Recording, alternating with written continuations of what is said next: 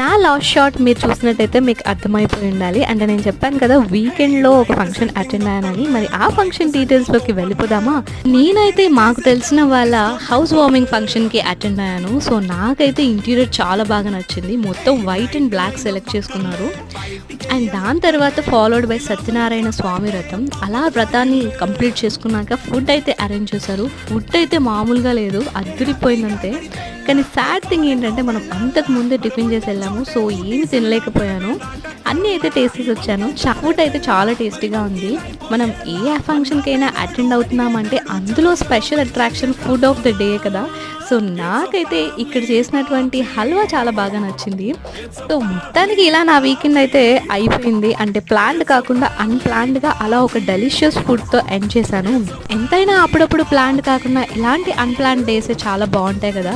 ఇలాంటి వీడియోస్ మీకు నచ్చితే సబ్స్క్రైబ్.